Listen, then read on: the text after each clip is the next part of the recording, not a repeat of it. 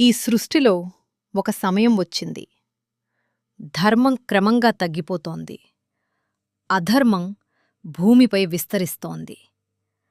ఆ అధర్మానికి మూలం ఒకడే, లంకాధిపతి రావణుడు. రావణుడు ఒక గొప్ప పండితుడు, శివభక్తుడు.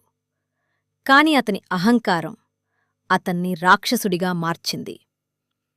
బ్రహ్మదేవుని నుండి పొందిన వరం వల్ల దేవతలు, దానవులు ఎవరూ అతన్ని చంపలేరు. ఇది తెలుసుకున్న రావణుడు తన శక్తిని దుర్వినియోగం చేయడం ప్రారంభించాడు. భూమిపై యజ్ఞాలు చేస్తున్న ఋషులను వేధించాడు. వారి యాగాలను ధ్వంసం చేశాడు. ధర్మాన్ని పాటించే వారిని హింసించాడు. భూమి మొత్తం భయంతో నిండిపోయింది. అప్పుడు ఋషులు, మునులు తమ బాధను దేవతల వద్దకు తీసుకెళ్లారు. మేము యజ్ఞాలు చేయలేకపోతున్నాం, రావణుడు మమ్మల్ని బాధిస్తున్నాడు అని వేడుకున్నారు. అప్పుడు దేవతలు అందరూ కలిసి బ్రహ్మలోకానికి వెళ్లారు. బ్రహ్మదేవుని ముందు నిలబడి తమ బాధను వివరించారు. ప్రభూ, మాకు రక్షణ ఇవ్వండి, రావణుడి అధర్మాన్ని ఆపండి అని ప్రార్థించారు. అప్పుడు బ్రహ్మదేవుడు ఒక విషయం గుర్తుచేశాడు.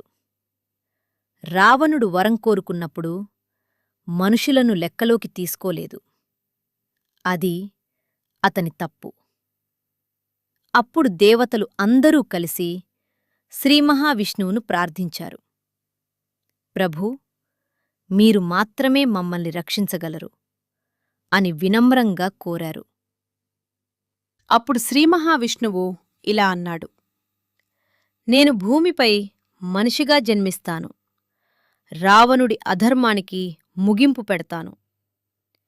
మీరు అందరూ వానరులుగా జన్మించి నాకు సహాయం చేయండి.